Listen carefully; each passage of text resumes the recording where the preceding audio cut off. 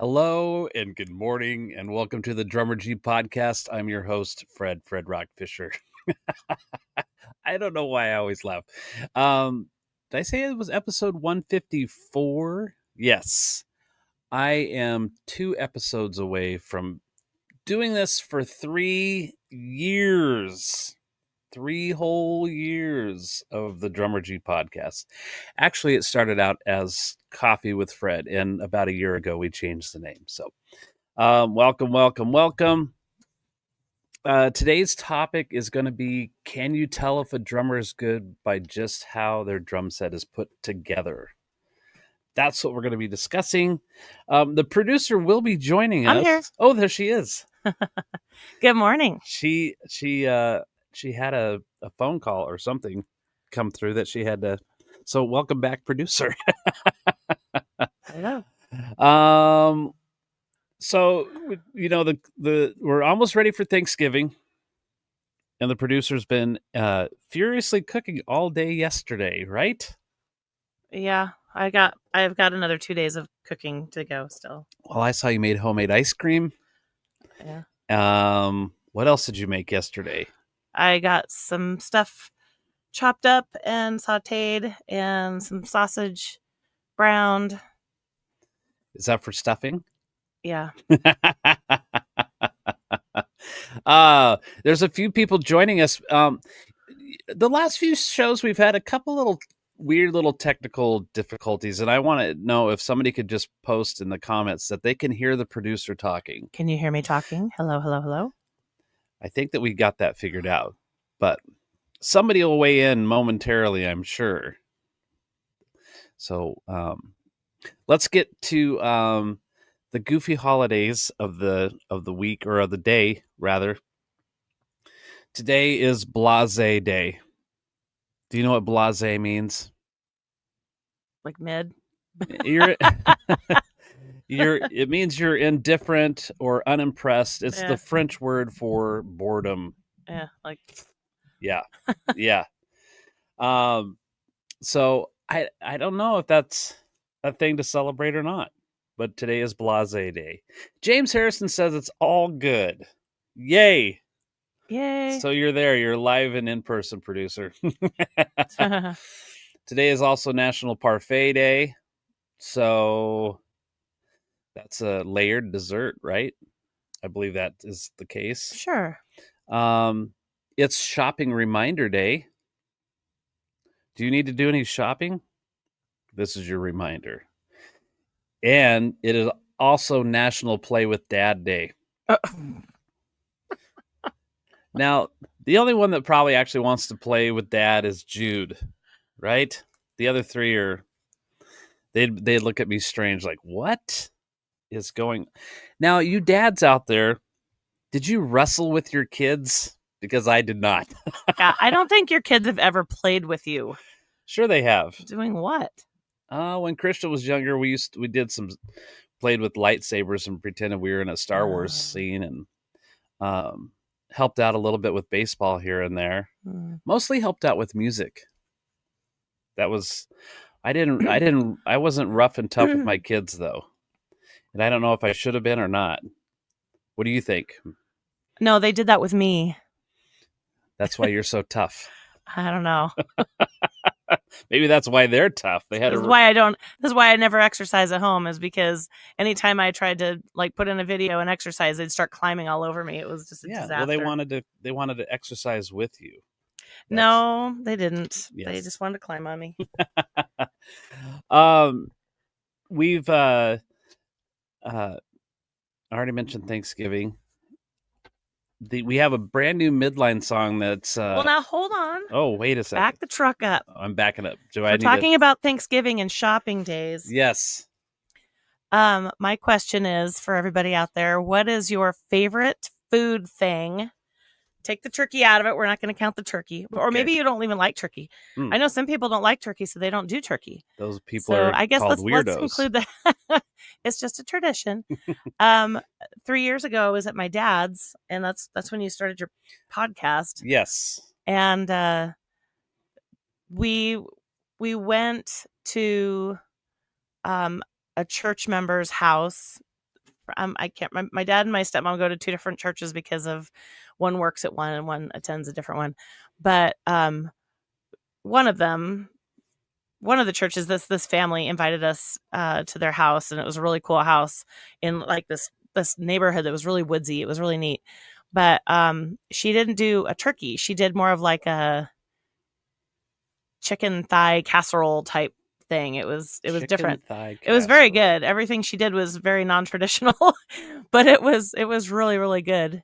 And it was just me and Elliot there.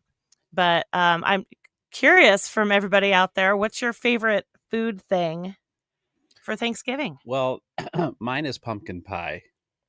And the proper way to eat pumpkin pie is to get a slice of pumpkin pie and then build have it with your whipped cream. Yeah, and then build an igloo of whipped cream around the pumpkin pie. So then you have to like go digging. Mark Grubert's here. And Tom Keithley, Tom Keithley from war-torn Portland. Oh man. War-torn. Oh. Yeah. Well, what's your favorite food, right? Yeah, what's your favorite Thanksgiving food? So, well, what's yours, Mrs. Producer? Oh. Do you have one? Well, I really like the stuffing that I make. It's a cornbread sausage stuffing stuff. Yeah. I really like that. But the beer bread? Yeah, I like the beer bread a lot. That was my aunt's recipe. And then recently, I think 2 years ago, I started 2 new recipes that I really like, and so I'm keeping. And one of them, it's called sweet potato casserole, and it's actually a lot better than it sounds. It's closer to a stuffing, but it has habanero in it, and it is so good. Now I remember, and yes, it is. It's really, really delicious. Good. And then I'm one of the weird people, I guess. I like cranberry sauce. I don't know why. I've just always liked it since I was a kid, and my mom really likes it. But she, for her, she just cracks open the can and slices it up. Uh-huh. And I found a recipe for, it's like spiced Indian cranberry sauce or something, and I can't go back. It is so good, and it's so easy to make. It's the easiest thing that I make. I don't know why, but I've never gone like full on into the cranberry world. Yeah, you should try it this time. Okay. It's really good. Okay. The one thing I struggle with every year, though, is for some reason, the gravy. And so I actually bought the Brick Oven Beanery / Bistro's cookbook recently, courtesy of Dave Fix. Oh yeah. He was showing pictures of it, and I didn't realize you could still buy it. And so I ordered it. And my favorite thing to eat from the bistro. So, let me back up just a little bit. We used to always, for like, what was it, like 10, 12 years? We used to too long. We used to do the downtown tree lighting. Yes. Our church band would play this every year. And our tradition was we would get all set up, warmed up, sound checked, whatever. And then we would run over to the bistro because it was right there in the Grove. And we would eat, and then we would go back and play when it was our time, because they would have like carolers and like kids stuff and all that going on before we would play. Yeah. And my favorite thing to get was the open-faced turkey sandwich. And then they had their stuffing and their mashed potatoes and all that, and the gravy. And so I was so excited when I found out I could still buy that book, and their gravy is in there. So I'm going to try and make their gravy this time. All right. Well, happy Thanksgiving, everybody. It's Mark says it's all about the bird for him. Slow smoked Texas style turkey. Wow. Mark, how long does it take you to smoke it? So do you start it the day before, or do you eat it at dinner time? Because we eat ours at lunch. Well, Mary, if we play our cards right, we'll finish at our house and then run over to Mark's. Well, I was just thinking, like, given whatever Mark's answer is, like, however long it takes to smoke the turkey, I bet that there's leftovers for Friday. Little trip to Avamore. little trip to Avamore to see the Gruberts. I haven't seen 6 hours. I haven't seen Band Mom in a long time. Band Mom. Okay, 6 All hours. right. All right. 6 hours. Well, that's not too bad. That's not too bad. James has 2 answers, one about today's topic, but his Thanksgiving food is dark turkey meat with gravy. Yeah, I like the darker meat too. Yeah. You know what? I think I'm just all encompassing. I'm not turning my nose up at too much of anything that happens on Thanksgiving. But what? Mark says never leftovers. We can't be friends anymore. Oh man. Hey, and if Tom Keithley, if you're still here, if you're around at all, either maybe around Christmas time ish, I would like it would be so cool for Tom Keithley to be sitting right here. Oh. Tom Keithley interview on the Drummergy Podcast. Well, he would have to be here on a Tuesday so he could be live. I know. Otherwise, you're going to have to. Well, we could do a remote thing, but it would be so great to have Tom live here. You know, he's an hour behind us, so he'd have to be up really early. Well, I guess he has family in Boise, right? Mm-hmm. Come on, producer, you should know better. I'm just saying. Oh, I want to show off real quick. So, I've got the Drummergy bass drum head, but we got Drummergy sweatshirts. Look, if I do this right, it could be like right where the microphone is. Dude. It's like playing a video game.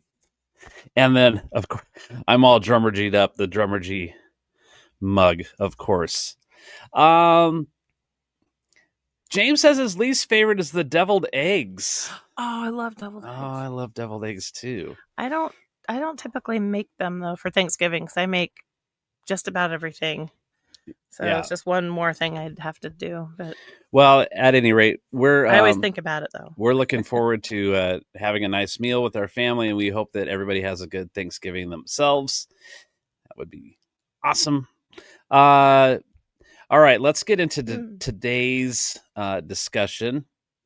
And I titled this, "Can you tell how good a drummer is just by how they set up their drums?"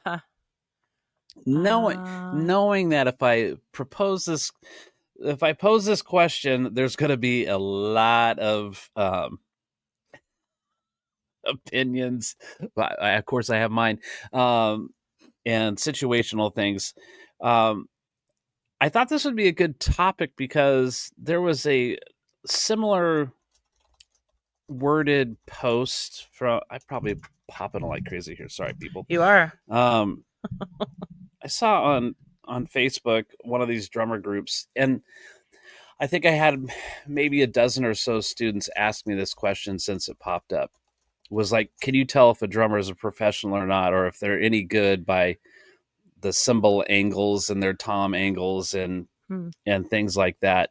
And of course, if you read the 980 some comments that followed that, it was crazy how people started attacking each other over this idea of if a drummer's good or not based on how the drums are put together. Stan says it's how well they pound the skins. Yeah. Well, of course. So I had like a dozen or so students come in and they asked me the same thing. They said, "Hey, did you see on Facebook this thing about it? Can you tell if a drummer's good or not by how they put their drums together?" There's always the exception to the rule. There's obviously this is a hot topic, point of discussion, full of opinions and different experiences, the style of music that's being played, and also trends. Like over decades, the way that drums are put together is kind of morphed, right? So in the 80s, a lot of drums had toms that were referred to as power toms, at least in the circles I ran in. So the toms were really deep and they didn't sit. You couldn't flatten them out over your bass drum, so they were kind of tilted pretty far back. And drummers tend to sit lower and all of these different things. I will say also that drums are a very customizable instrument. The options out there are pretty endless, and things keep progressing, right? Like with the invent of the cable hi-hat and different kinds of pedals and all of these things that make the way you set up drums, the choices that you have out there are kind of getting to be endless, where, if you go back several decades, there was limited things on what you could do. Does that make sense? I think it makes sense. Mary's keeping up on comments. Thanks, Mary. James says, I think you could tell more about a drummer from their shoes. Oh, no. That's funny. Yeah. Everybody knows I'm a shoe snob. I'm a shoe snob. Let's see. What did James said in his initial answer to the topic of the day is, you can't judge a book by its cover. I've seen some very unconventional setups, even strange, but the players were great. Yeah. I even asked ChatGPT to help me on this question. And, well, I guess before I get to that, one of my students is a martial arts self-defense instructor. And he Mark Gruber says Fredisms. I think Alfred De Verona has a list of Fred's sayings as well. I like being an influencer. I'm an influencer. Oh, no. No. I laugh because we all know that that's extremely ridiculous. Shoes, nice. Shoes are where it's at. Yep. Nice play on. Nice play on words. Yes. Yeah. Where. Yeah. Very nice. Very nice. My student that's a martial arts self-defense instructor. He was the last one I saw of the day yesterday, and he asked me about this. Jeff Jansen is here. Jeff, how you doing, man? Shoes, I play barefoot. What does that say about me?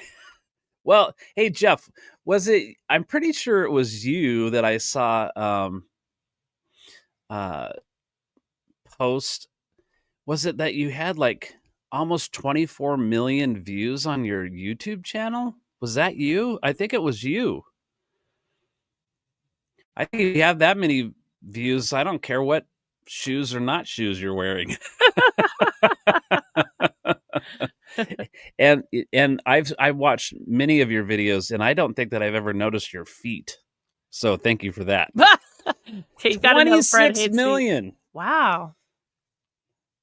Yeah, 26 million. Congratulations, Jeff. That's amazing, dude. That's awesome. That's so cool. Yes. Here's a nice fist bump for you over the internet. Right there to Jeff. Oh boy, we're gonna get stuck on shoes, huh? Well, shoes aren't how you set up your drums necessarily, I don't think. Seal says barefoot is best. You people are all making me sick. I've tried playing barefoot because I'm a barefoot kind of gal. But oh my gosh, yes. To me it hurt. So the pedals like hurt. So yeah, I think it's been made clear that I am not somebody that likes feet.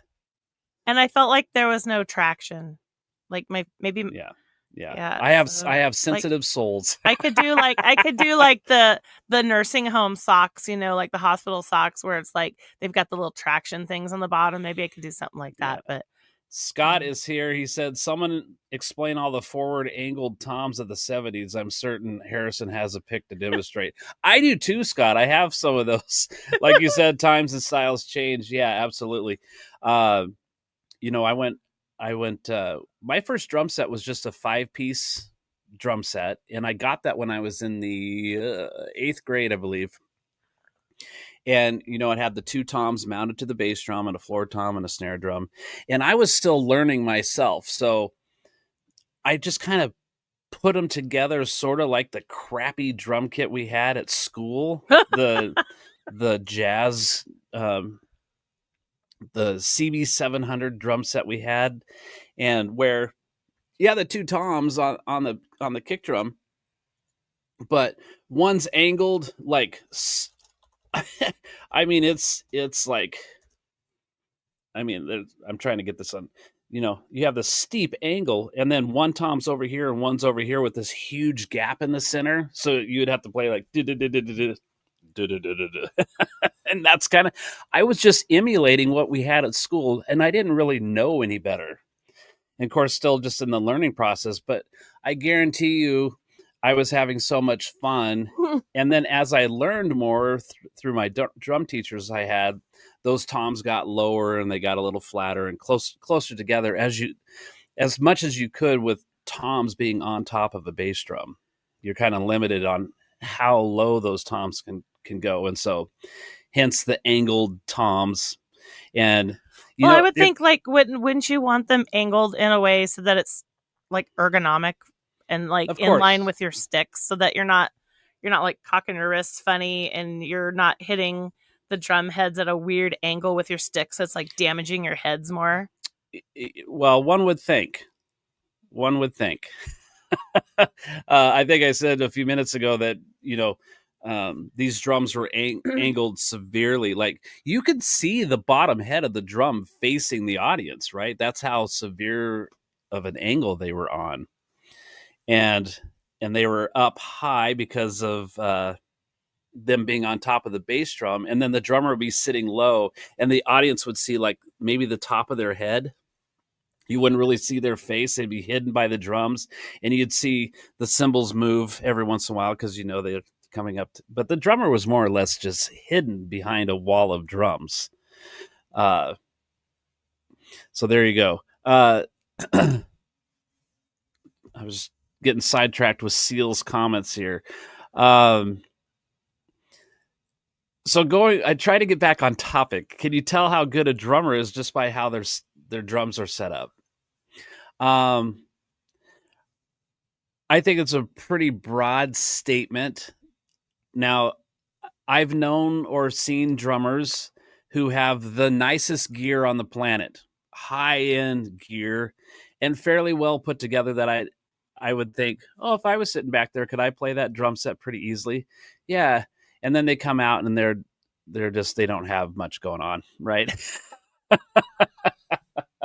I don't know what you mean by that. Well, that they're not what I was expecting to hear after seeing this nice gear. Oh, I get that. I guess my point being that some people can afford to buy really nice gear right out of the gate, right?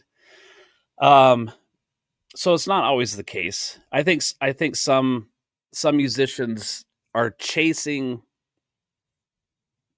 They think like the newest gadget available on the market is going to be the thing that makes them play better. I mean, we could, without overwhelming the general audience, is when it comes to like bass drum pedals, the brand of pedal and how it's set up, and is this one smoother than this one, and this can you. I mean, I think once you have a certain ability, you could make just about any bass drum pedal work, at least for a moment. But they think if I buy the newest, greatest bass drum pedal, I'm going to play bass drum way better than I ever have.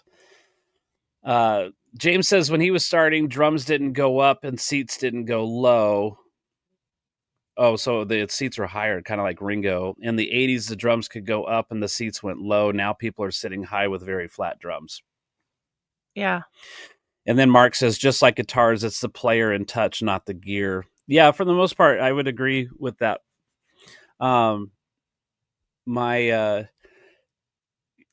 students bring in drums all the time because they want me to help them tune them. So we'll do a tuning lesson and we'll set up the drums, and when they're here and they're playing on this gear, they're like, I like how this is set up better. And so they emulate what I'm doing, which I emulated the drummers I looked up to and how they put drums together. Part of how I set up is, this thought that the drums are the hood ornament of the stage. Now, no, that's the singer, Fred. No.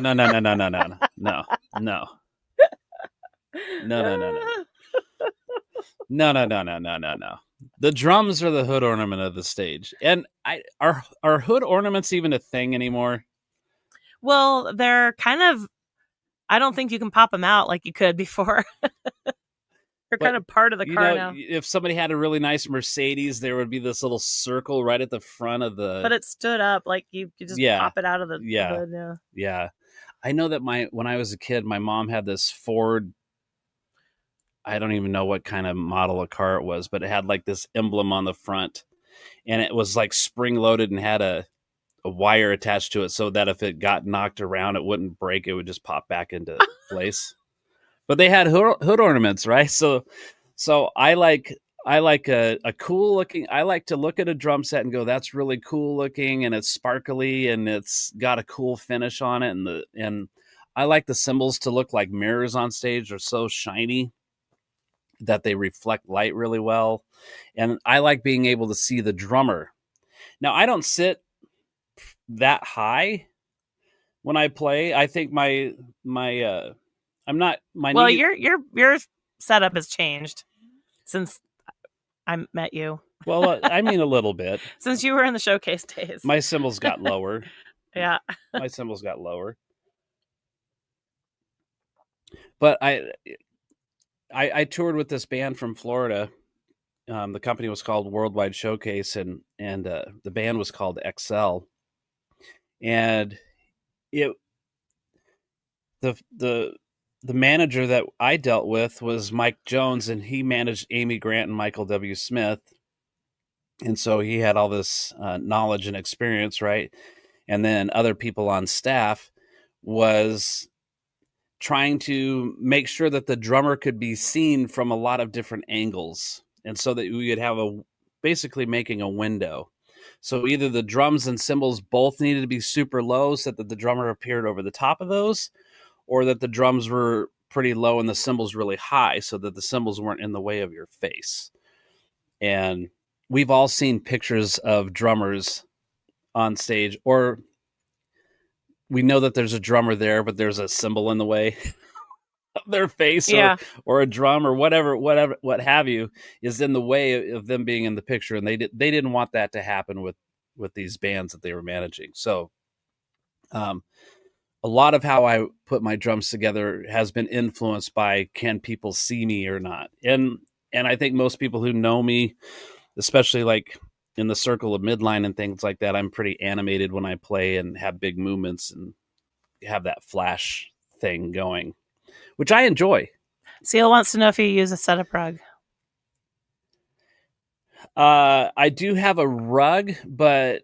Do you mean like with tape and like the little things? I don't have any tape on my rug. I mean, you used to. You had like these metal things riveted. So that was a long time ago, though. It was, and that was because I wasn't the one setting up my drums. Yeah. Little Frank set up when we were touring all the time. I had a quote unquote drum tech. Frank Grabner was my drum tech, and so my stuff was lined out and color coded and numbered so that Frank could set my drum set up, and it would be exactly the same every time. So, I had these aluminum brackets that were riveted to a rug. And so that the stands would, as you expand the legs of the stands, the feet would go into those brackets and would sit tight, and they would never move or anything. So it was a pretty bulletproof way of putting your drums together and having it being the same every single night.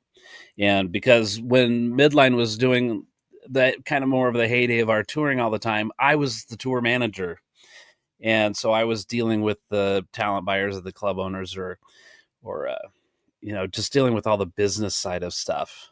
So it was nice having somebody that could put my drums together and put them away at the end of the night, and I didn't have to worry about that kind of stuff. So that's what I did, Seal.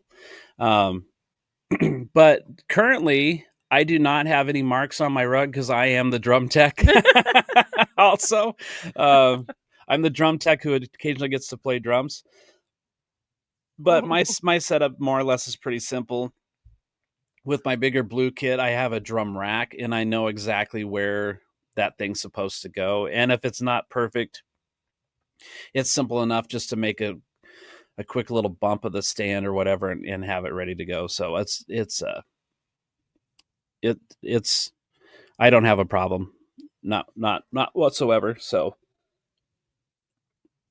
but I think it's a smart thing to do, to have tape on your rug and have things lined out where it goes. And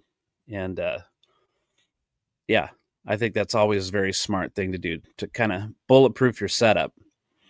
Going backwards here just a little bit.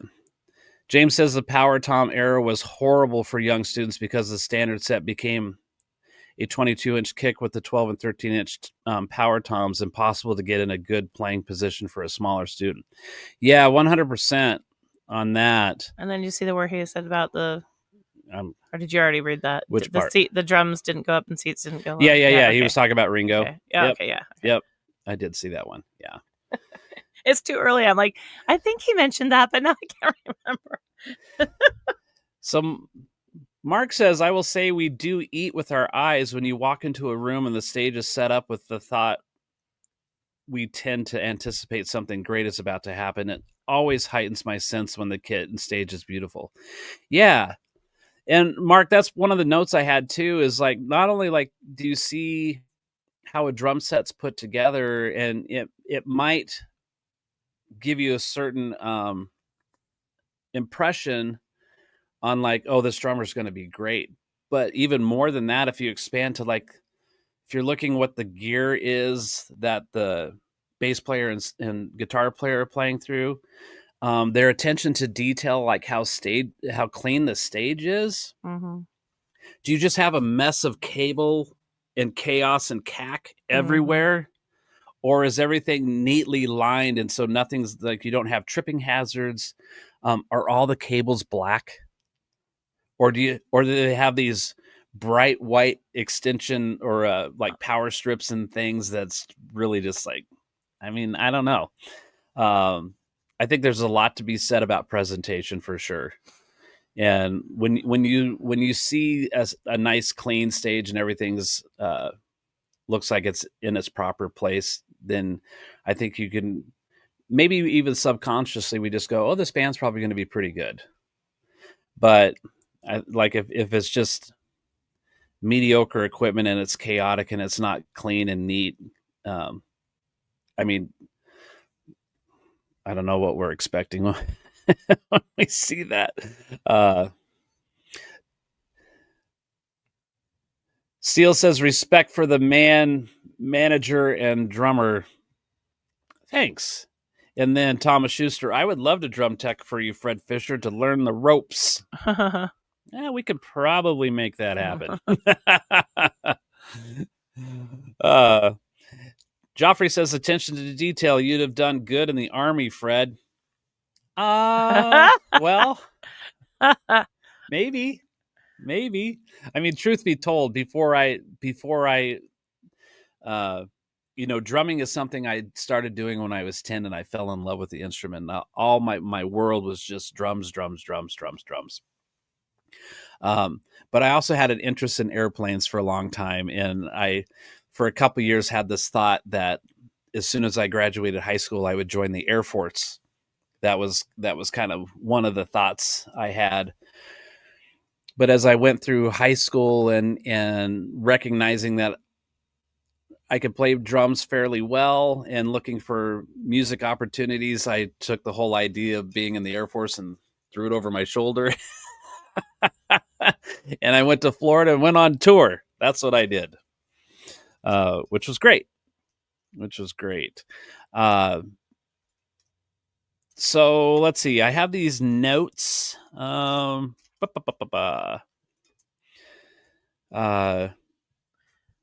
think I mentioned like the quality of the drums and the cymbals are clean and everything's well maintained. Oh, here's a good one.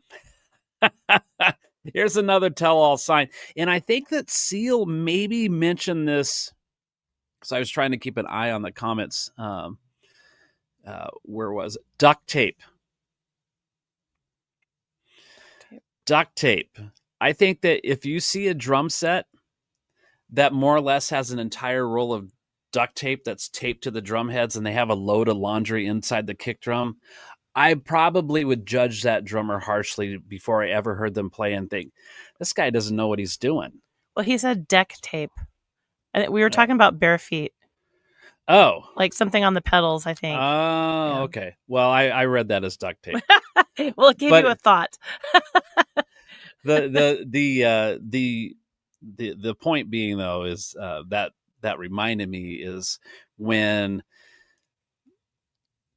you see all of this stuff, I think James has brought this up many times on his own YouTube channel and his Facebook page where he does these little reels, and James and I have had this discussion over the phone, and I think we've discussed it a lot, is drum tuning. Like, the internet experts out there will be very thoughtful in telling you that if you're using anything to muffle your drums, you don't know how to tune, which that's not the case at all.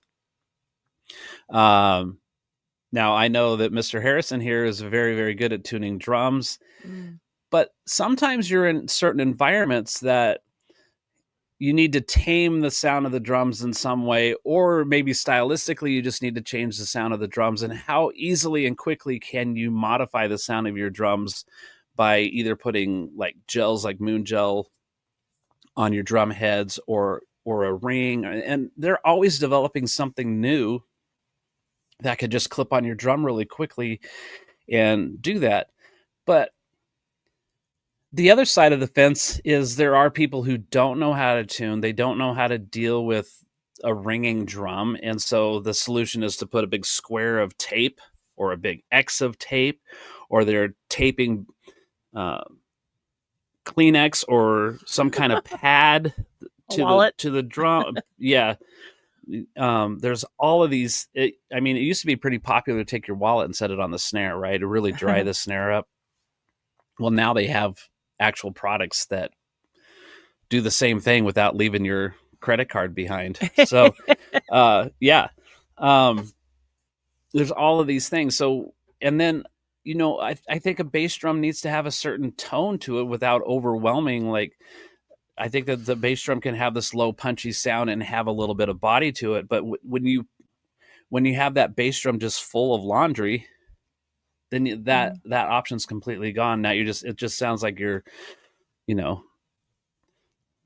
this. So and you get nothing. Here, let's see. James, I went through a phase where you couldn't see me at all. Double-tiered rack cymbals hanging from the upper level, plexiglass shield in front, and I sat very low. Well, that was probably 1986 or 87, right, James? That was the thing. And I've said this before. Like, I had a Modern Drummer magazine, and I can't remember if it was on the inside of the front cover or the back, but it was an ad for Tama, and it had this kind of a cherry wine red drum kit that looks so cool on a rack, and then it had a second level rack to it with cymbals hanging down. And James Harrison is the first person in the world that I ever saw live and in person that had something very similar to that. But I think James was playing a different brand of drums. I don't know if James would know, but I just remember going, it's like when you see a famous actor in person, you're just like, what? So that left an impression on me. But yeah, that was definitely the 80s deal, right? And so I ended up with a double bass, kind of this cherry red Tama drum kit, not with the rack. I couldn't afford that, but I did have my cymbals up high, and no, you couldn't see me behind there either. That Seal Vinnie Paul used to let other drummers play his kit at Joe's garage when they just had to bring their own brass because his kit was so big on stage. Yeah, there's a lot of drummers who have offered up their drums to other drummers, but use your own cymbals. I still get to do that sometimes. Greg is here. Visual expectations for what I seen on stage can be deceiving. Lots of doctor, lawyer, weekend warrior groups have lovely gear, but their abilities sometimes lack something to be desired. Yeah, Greg, you may have come into the show late, but I said something very similar to what you just said. It's like sometimes people have really nice gear, but see, I thought you were going to be talking about the other direction, like because we laugh when we see drums for sale on Facebook, yes. and it's like they're all in there. It looks like, you know, grandma set them up and she has no idea how to set up drums, and they're kind of in a line. And or you see like in programs where they have drum sets, like if you're using it for your artwork and they have like vector image drum sets, and the drum sets aren't set up like they don't look like a normal person would set up a drum set. Yeah. Like they're kind of all in a line. Yep. I thought you were going that direction. Like people don't know how to set up their drums, so they must not be good. But I guess it goes the other way. Is you could have like this stellar, beautiful kit, and maybe you're saying that they might not be that good. So, like James said at the beginning, don't judge a book by its cover, because they could be. Yeah. You could have a weird setup and they'd be really killer, or you could have a stellar setup and they're mid. So yeah. I'm glad you brought up the like Facebook Marketplace or Craigslist, because I look at those. I sometimes spend too much time looking, but you know, I get parents or students asking me all the time, like if they're looking to buy equipment, you know, and they're looking to be pointed in a certain direction. And I know for sure, like this time of year, that Facebook Marketplace and Craigslist will start having some pretty nice gear for some really great prices, because people are looking for money for Christmas, right? And they've had this drum set just sitting in the corner for who knows how long, and they're not using it, or whatever the reasons are. But sometimes people give up on playing drums. It was a little phase they went through for a moment. And so you see this drum set displayed for sale, and it looks like this. Wow. It's this drum set. It looks like, I mean, there was no attempt at making like a nice display. It was just this, like somebody vomited a drum set and took a picture of it and said, here you go. There's nothing. When I look at that, I think they didn't play drums for very long. They didn't have any good instruction, possibly. The picture I used to promote today's show was taken off of Facebook Marketplace, where the toms are like angled way back, and there's just duct tape or some kind of tape all over the heads. And, you know, they want a couple $100 for this drum set or whatever. Well, okay. Yeah. So Seal's saying that he will use masking painter's tape, and but yeah, like I think like maybe you're catching somebody in a situation that like as if they forgot their drumsticks to an out of town gig and had to go to a hardware store and get dowels and make drumsticks. That was me. That was me. So maybe they don't have the money or the means to put moon gels or something more premier on their kit at the time, and you're catching them in a MacGyver situation. That they just got to do what they got to do to make it work. I had to make a guitar strap out of duct tape once. Yes, and it worked. But like, yeah, that's not what I'm going to use every time. Cliff made a capo out of a rubber band and a toothbrush. There you go. Now, truth be told, like when I forgot my sticks, which that's a complete rookie move, and I should know better, right? Like that's an embarrassing situation for one. But to be fair, you thought they were in a bag, and then you realized you had taken them out. So you thought you had them. Yeah. It was still funny, but it caused I was in a panic. Now I'm panicking, right? And yes, we were headed to a show, and Mary was with me, and we were going to. We stopped at a hardware store, and I went in and I found some dowels that were about a 1/2 inch in diameter and 48 inches long. If you cut a 48 inch long dowel into 3 16-inch length pieces, get two of those. Now I've got 3 pairs of sticks, right? And I bought a little 6-inch hacksaw. And before I bought that, I went to the tape measure aisle and I measured 16 inches. And with my thumb, I made a groove in that dowel because I didn't want to buy a tape measure. Oh, yeah. So I just made one little groove there, bought it, and then I just cut where my thumb mark was, and then I just copied that to the next one. And but we made a thing out of it. Like when we were playing, Cliff is like, well, we had this incident and Fred's using this. Like it kind of became part of the show. And that was the same when Cliff used a toothbrush and a rubber band. Well, there was a band that played before you, if I remember right. And he's like, you could have used my sticks. Well, if I had nothing, I probably would have asked him, but I had made a solution to the problem. And so I was just, and it was like a experiment of curiosity as well. Like, could this really work? And it did. So I can't remember. Like, did you put a towel or something down on your head? Because I did. The end of those rods were kind of damaging. Like, because you're not hitting with something rounded, you're hitting with this edge of a cut stick. Yeah. Like, you didn't get sandpaper and like whittle down this little. No.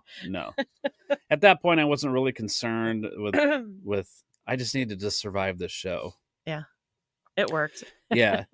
Greg was suggesting a few wadded up plastic grocery bags studded into a chrome snare can kill overring. Yeah, all of these suggestions like that, Greg, are true. But in my opinion, and I'm sure I could probably speak for James as well on this, is if you want to change the sound of your drum, I think it needs to be something that is quick and easy to do. And taking apart a snare drum and putting grocery bags inside of it is not quick and easy. That's true. That's kind of a time commitment. And then to put it all back together and play it and go, that's not what I'm looking for, then have to take it back apart again. Like just having the things that you can apply from the outside is Well, Hyatt is asking, is it possible to reduce the length of decay of a drum without a muffle or a moon gel? Yep, through tuning. Yep. All right. James says in the 80s he went to a club in Kentucky and a drummer had duct tape on every head and all the drums were completely filled with foam. I was expecting the worst. Drummer was triggering and sounded amazing. All right. So yeah, if he's well, now present day they have acoustic electric drums, right? Like basically the drum is a shell and maybe has a mesh head and it's triggered that way. But yeah, so I'm assuming, James, like the reason they did that is they didn't want any tone of the actual drum. They just wanted the sound of the trigger alone. So they weren't. They just needed the one source. So it was almost like they were trying to make electric drums. Yeah, I mean, you could put a trigger on a piece of plywood and get like the same result, right? But that would look completely terrible. I've never seen those from like back when that was popular. What does that look like? Is it sit on the rim or what is it? I think they had like. Where does the trigger go? If you're going to ask me about electronics, I'm going to speak really terribly because I don't know. James can answer that. Yeah, question. But I think there was like this little round thing with a wire that would like either stick to the drum head, or they had the top drum head or the bottom. The top. Oh. And then maybe something that clicks to the rim, something that just senses that. And I'm sure there's a setting like how much velocity or strength you need to hit it to make it trigger.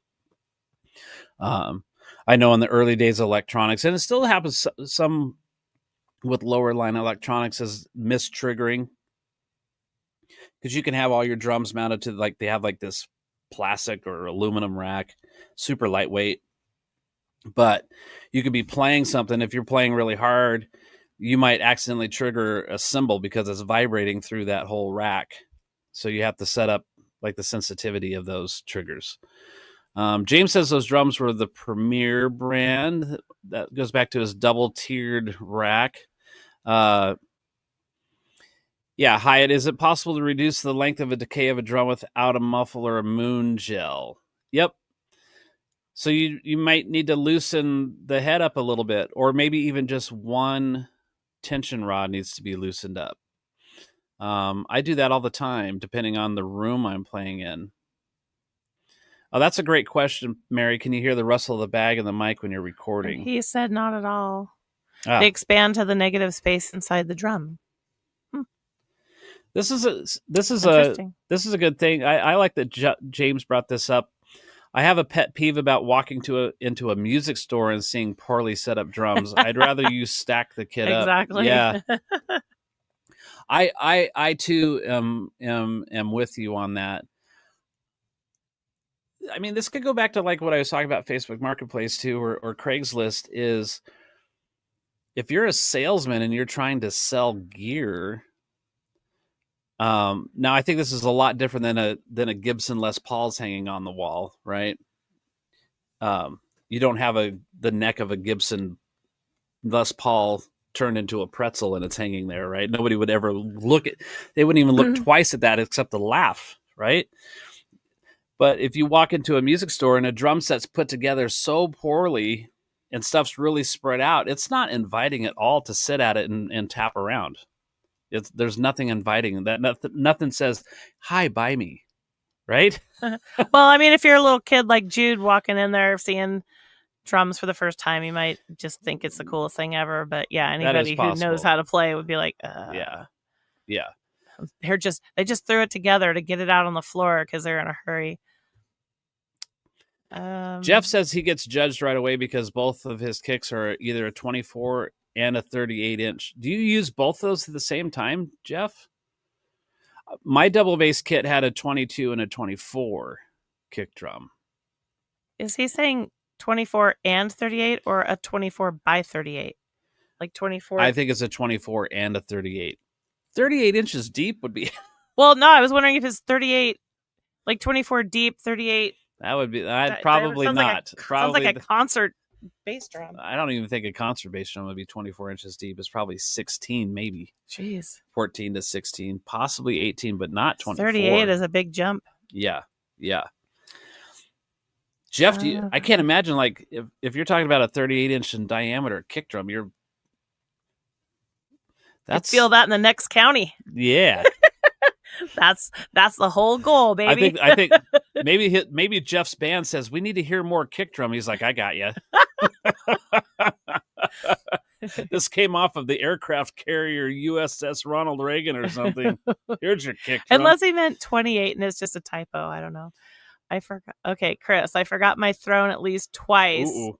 You've done that before, haven't you? No. Oh, you forgot like your hi-hat. We're not here to discuss what I forgot. We sure are. Not as bad as sticks, but my back hurt for a week. Yeah, I can imagine having to do that. Yeah.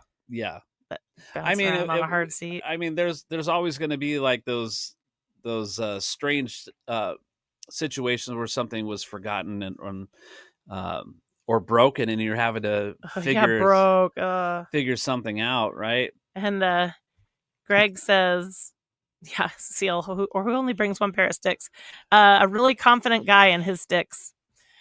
I got all the way down to a gig at a marina in Lake Powell. I had backups for everything, but forgot my guitar picks. Uh-oh. Greg, did you use a credit card at that point or your driver's license? What did you do? Like if you're acoustic, well, I was going to say if you're just a strummy player, then I guess it's not a big deal, but you probably aren't just a strummy player. Right. You can't just use your fingernails. I know that I've seen guitar players use like they'll fold a coin, or they'll fold like a business card in half or whatever. Yeah, I'm curious how you got through that. Scott Walker is here. Hey, Scott.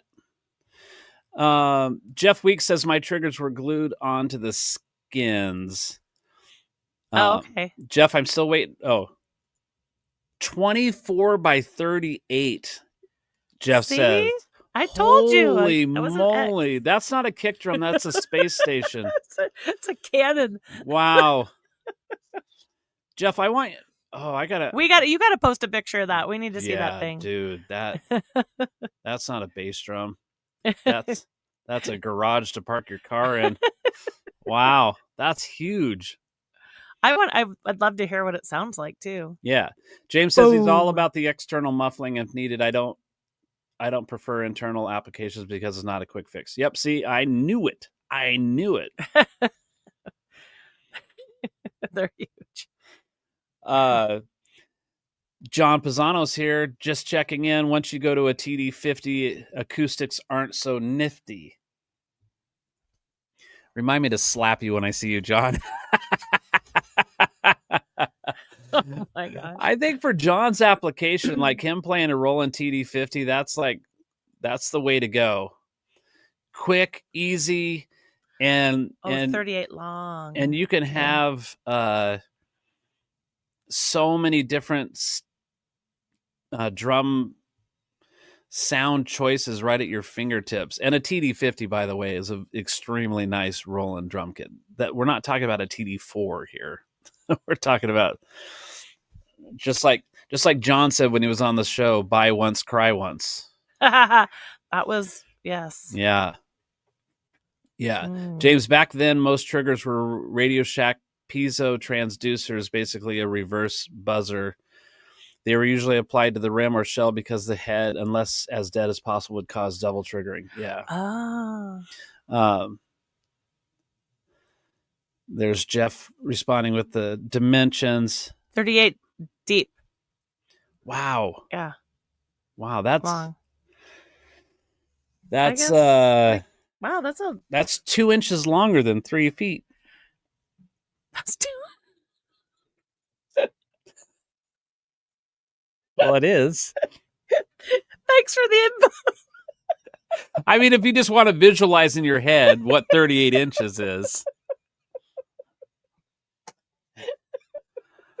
You're making breakfast today, Mrs. I make breakfast every day. Well, you get to do it again today. You get to do it. Oh my gosh. That's 2 inches. John's saying math genius. Oh man. Hey, we still need to get together with John for breakfast since he had to go to yoga class. How come I don't see John? Why am I seeing? Where is he? Is he in Facebook or YouTube? Facebook. I don't see him at all. Yeah, I see him. I see you, Johnny. I see him. So I guess the that's weird.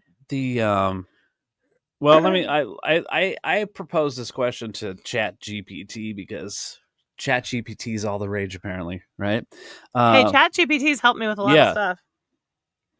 A drummer's setup could hint at their experience, comfort, and musical priorities, but it doesn't necessarily mean they're a good drummer. What was this other one? Just the quality of the equipment was one of the things that might hint at, professional level musicianship, but actual playing ability, some drummers with extremely strange setups are phenomenal. James had mentioned that earlier. James, or somebody else might know this, answer this question, but I think there is a drummer by the name of Darrow Jones, I think. And I think he kind of sits higher up, but all his drums are angled away from him. Yes, away from him. So to where to the front of the drum or the batter side of the head is kind of more or less face of the audience. And I think he kind of leans over when he plays. It's an extremely bizarre and weird setup for sure. I think it's so unconventional in its setup that when I see that, I'm intrigued to see what kind of drummer this guy would be. And he's great.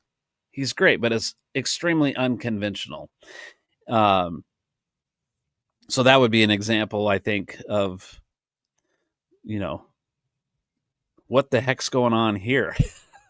My phone keeps freaking out. Your phone? Oh. You still have to have a sense of time and feel the musicality. Bottom line, a drum setup can tell you a little bit about a drummer's experience and approach, but it can't tell you if they're actually good. The only reliable way is to evaluate the drummer or to listen and watch them play. I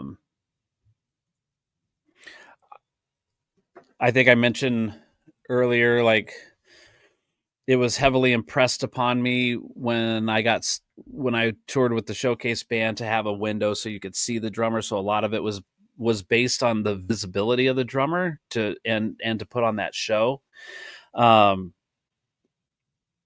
So there was that. And,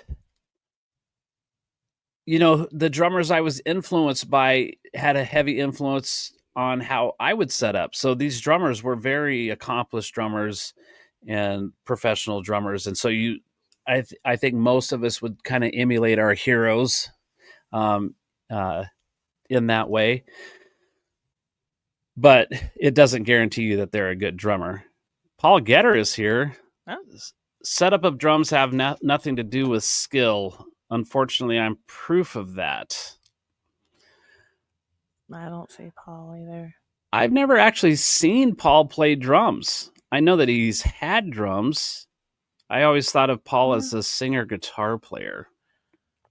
Maybe Paul's a closet drummer like James Lancaster is.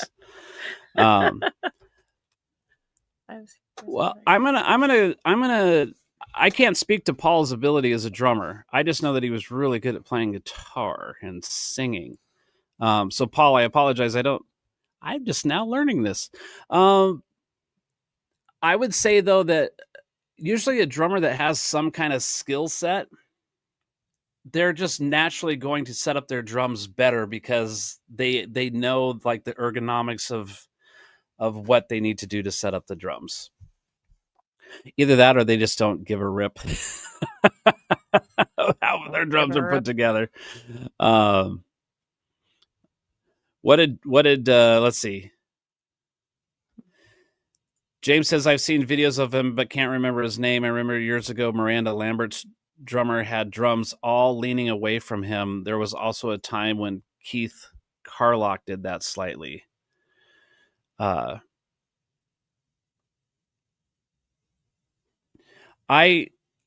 other thing that I've seen recently, James, the first person that I was aware see do it is Ray Luzier from Korn was angling his cymbals away from him, which to me, my probably first instinct would be like, I'm just going to be chopping right against the edge of that cymbal pretty like an abusive manner. That's probably what would happen. But Ray also sits really high. So maybe as he's coming down and that cymbal's angle, maybe his stick is his approach has changed a little bit. I don't know. But it when I first see it, it kind of made me go, what's happening? And I'm not brave enough to try that because I think it's going to be really hard on my cymbals. Goes back to the ergonomic thing. Like, yeah, what kind of position do you have to get in to hit that properly? Right. Like, how are you hitting the cymbals if they're not angled right? I don't know, but he does sit really high, and he's Ray Luzier. So I mean, when you have that reputation, I suppose if you're like towering over them, then you're hitting down on them and not up at them. Yeah. I don't know. Paul says he's a bedroom player anymore. Okay, I can't see. And then Jeff says they were custom built for my kit like 20 years ago. Hey, Jeff, do you put that bass drum is just, I can't get over how big it is. Like, does that go in a case? And how that, I just know it has its own trailer. Yeah, it has its own trailer. My drums are in the car. The bass drum's in the trailer. Yeah. It's got wheels, right? Man, that's a commitment to move that around, I'm sure. It's a commitment to move anything around for me anymore. It's got to, I imagine it's fairly heavy. Oh yeah, I have trouble helping you with what's yours, a 22? Yep, 22 by 18, yeah. And then you stick it in like a travel case, and I can't even lift that because it's too big for me. Like, I can't, like, and an awkward big, But I feel good because it's protected now. Yes. When it wasn't protected so well before. Sure. Well, I think this conversation has gone pretty much how I expected it would. Off the rails? Well, yeah. A lot of incoherent rambling. I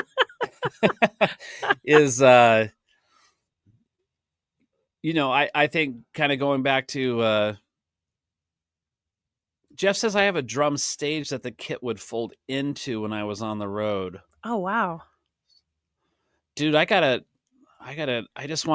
want to shake your hand and give you a hug because I'm impressed by the amount of dedication of work that would have to be just in the transport of this thing.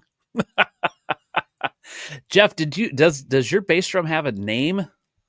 Some people name their cars or their instruments or anything. I'm just curious, does it have a name? That's something I want to know.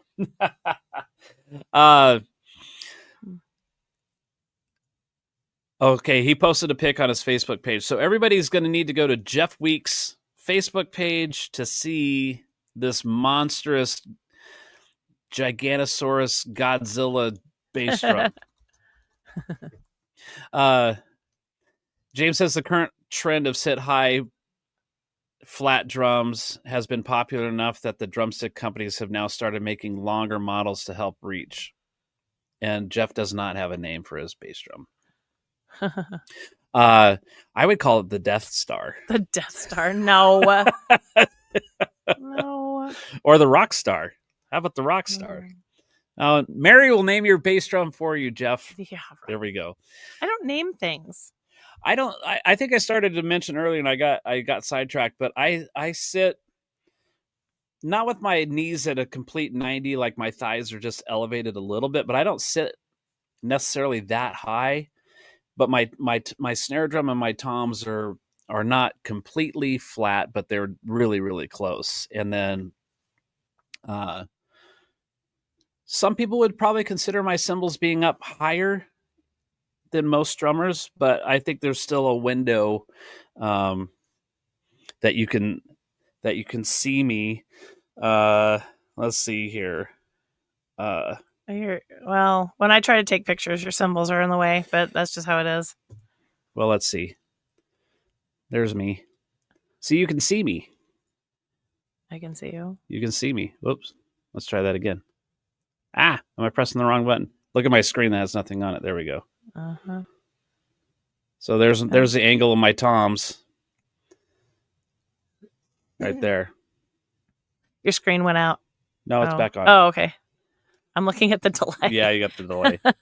You got the video delay in there. Well, anyway, I guess I started to say this conversation kind of went how I thought it would. Is what James said initially is like judging a book by its cover. I started. This is a good tie-in. One of my students is a martial arts self-defense instructor, and he said like if somebody comes up to him, like if you're going to spar or get into it or whatever, that he can tell immediately if they've had some kind of training or if they just watched a bunch of Bruce Lee movies because of how they're carrying themselves and how they move and how they distribute their weight between their feet. And then on top of that, he can tell by the position of their hands if they're a boxer or if they're a grappler or if they're a wrestler. And depending on what they are, like he said, I could tell right away by how they move if they're a wrestler. And he goes, I know for sure I don't want them to get me to the ground because if they get me on the ground, they're probably going to win because they're a wrestler. So I need to make sure I stay on my feet. But without ever meeting somebody, he could tell right away by how they're moving and things that they're doing, what kind of experience they had. And I thought, that might be a cool parallel to look at somebody's drum set and go, yeah, I can tell that they've had some training or if they're new, just by how their drums are put together. So I would say that to some degree, you could probably tell like what you're going to get by how it's put together. And I see Jeff Mann is here. Let's see what Jeff says. I wonder what the motivation for the 38-inch deep bass drum is. I don't think it would be a visual because the bass drum is kind of pointing out straight at the audience, so nobody's going to see the depth unless he's going to set up at an angle or something. Yeah, I don't know. Jeff and Jeff could talk to each other and figure that out. Jeff Mann and Jeff Weeks. Well, I'm curious. So I would just think that it would be a tone thing, like it's maybe a deeper tone. But then how does it compare to a like a standard depth drum that's a bigger diameter. So like a 20, here's 28-inch. Here's one thing, like drum. just from a physics thing, is that when you're playing acoustic drum, you're moving air. Yeah. And so the bigger the drum, the more air you has to move in order for the instrument to sound a certain way, I would think. I've got that old Ludwig 26-inch bass drum that was originally a marching bass drum that I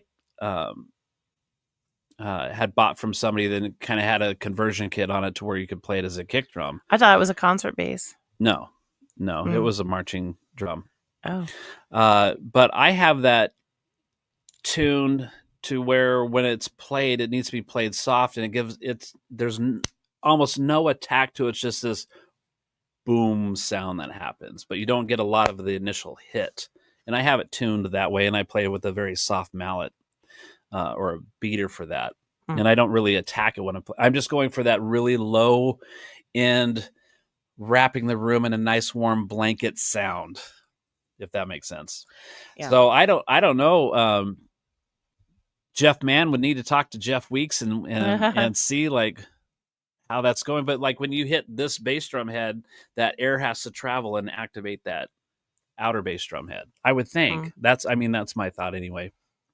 I'm just curious what the difference would be in tone from a drum that's just bigger in diameter, but still the same, like a normal depth, versus a drum that's a normal diameter, but deeper. Paul says, Fred, you are my favoriteest drummer to watch. I was just watching an old video of you playing with Cure for the Fall at the Knitting Factory. Thanks, man. I hope you're doing well. I haven't seen or talked to Paul in like, wow. I'd just be guessing. It would probably be like back in the Cure for the Fall days, that's been several years now. Yeah. That now he's got my heart like aching for the Cure for the, that was one of my favorite bands to ever be in, and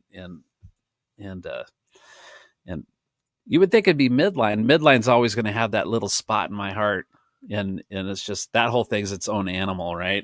But Cure for the Fall was one of my. I'm not putting it above Midline. They're just like, jeez, that was okay. I'm in love with both. But Jeff Mann had commented on my reel yesterday, I think, was he kind of made a point like I don't think that you could really tell if a drummer's good or not by how their drum set's put together. And my response to Jeff Mann was, well, if you go to an arena show and you see the drum set up, you already know that drummer's going to be good, or they're not going to be playing arenas, right? But you can tell like the way that their drums are put together that it's going to be a good show, as opposed to like maybe somebody who's just getting started and they have a bar band or something and they're set up in the corner or whatever, and they're still trying to figure stuff out. No cut on those guys. I've been there too. So, but I think there should be a natural progression of how your setup evolves as your playing evolves and your ability increases.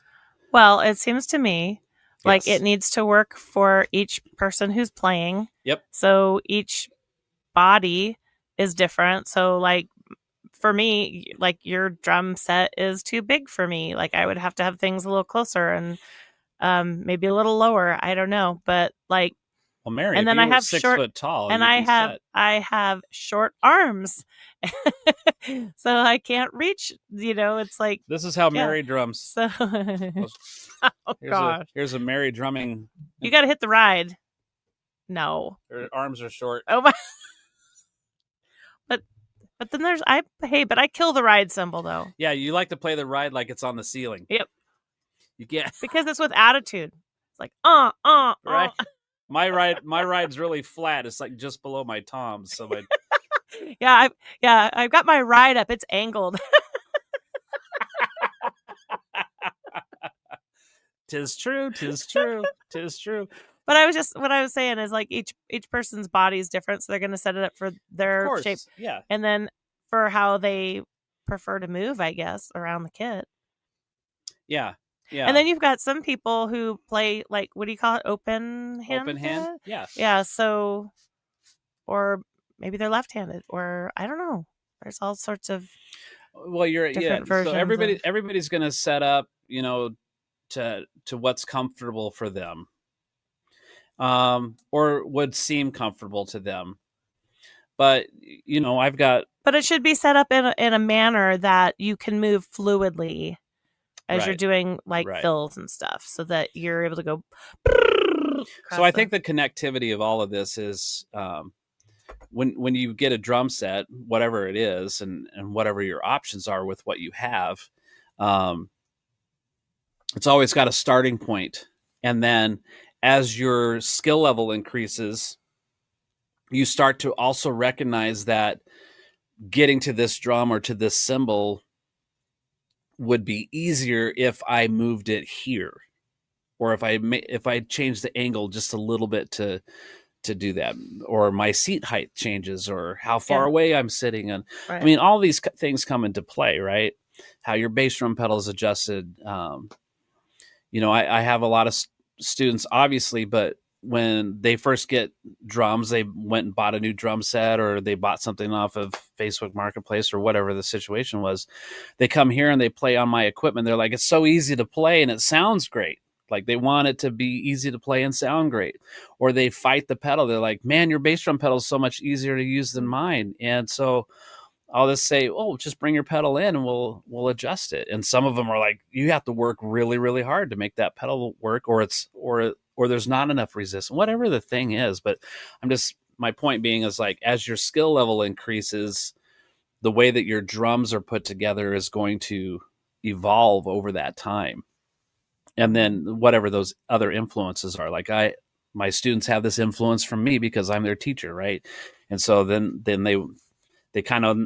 don't like the idea of having both toms over the top of the bass drum. They want them offset to the side like mine are. And so then they kind of just start wanting to set up that way because it's comfortable to them as well. So let's see. James says, in general, shallower drums speak faster and have a more pure tone. If you speak into a tube, the shorter the tube, the faster and more normal you sound. Longer tubes give you less distinct cut and more echo type of sound. Okay. So I think that, man, my end of my nose has just been itching like crazy this morning. So I think that probably would be a similar parallel to the longer bass drum that Jeff Weeks. Mm-hmm. Yeah. So, I mean, everybody's just going to do their thing based on their ability, what they think is right. And like the discussion of leaving drumsticks behind, or a drum stool, or guitar picks. Those are situational things that in the moment can seem really panicky, but you can laugh about it later. Like, oh, I survived the gig because I did X, Y, and Z. So, everybody, thank you so much for hanging out today, being Thanksgiving week. This is episode 154. 156 will be the 3-year mark. So I'm 2 episodes away from having 3 years of this show out there. But I do believe I started it in November 3 years ago. Yeah, it was while I was gone. Yeah. So I think somehow I missed my Drummergy birthday. But I figured maybe we'll do an actual 3-year episode in 2 episodes, because it'll be 156. That's 156 is 52 divided by 3, or 156 divided by 52. Oh no, you're doing math again. Is 3.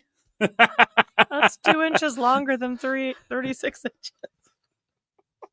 I said it's 2 inches longer than 3 feet. I know, it still sounded so funny. Bro, hey everybody, I would just give that's 2 inches longer than 3 feet. I got an A in math, okay? You did? Yeah. Yes. Which Side note. year? When I was 5th grade. No. Side note, like I struggled so bad with math in school, and I took this algebra class when I was a freshman, and I flunked. So I had to retake that class again as a sophomore. But so did like almost half of my class. Like there must have been like, I don't know. You must have had a bad teacher because algebra was not hard. Yeah, not half my class, but there was probably 40 of us that had to retake that class. Now my teacher was terrible, but and I think leading up to that, I think I just barely like D-, like just barely skimming by with math. But when I was a sophomore and I retook this math class, that teacher was absolutely amazing. And the way that they taught, I just started having all these light bulbs go off in my head where I understood numbers. And it was just because of how this teacher was teaching. It made a big difference. And so then I think the next year, my junior year, is when I had all my math credits wrapped up. So I didn't have to do math when I was a senior. Unless I wanted to do calculus or something. And I'm like, how is that relevant to playing drums? I don't really know. So. Oh, Thomas says I need to get a Drummergy coffee cake. Drummergy coffee for the 3-year birthday. Greg, happy birthday, or happy Thanksgiving. I had birthday on my mind. Happy Thanksgiving to you too. Mary, we need to make a trip to see Greg's studio. Yeah. There's some names in here we haven't seen in a while. Paul Getter, Scott Walker, Jeff Weeks, Jeff Mann. But I still haven't seen. Thanks for hanging out. John Pisano. Oh, well. He's there. Well, cool. Everybody have an awesome Thanksgiving. I'll see you next week. I'm going to try to get a guest. I've had so much going on in my life lately. I just feel like, oh yeah, I got to get ready for the podcast. So, yeah. We'll make something happen next week and we'll laugh it up again. Anything else you want to add, producer? No, just happy Thanksgiving and be safe out there and set your scales back 15 pounds. Right. Set your drums up properly and set your scales back 15 pounds on Thursday. There you go. Yeah. All right, everybody have a great one. We'll see you next week. All right. See ya.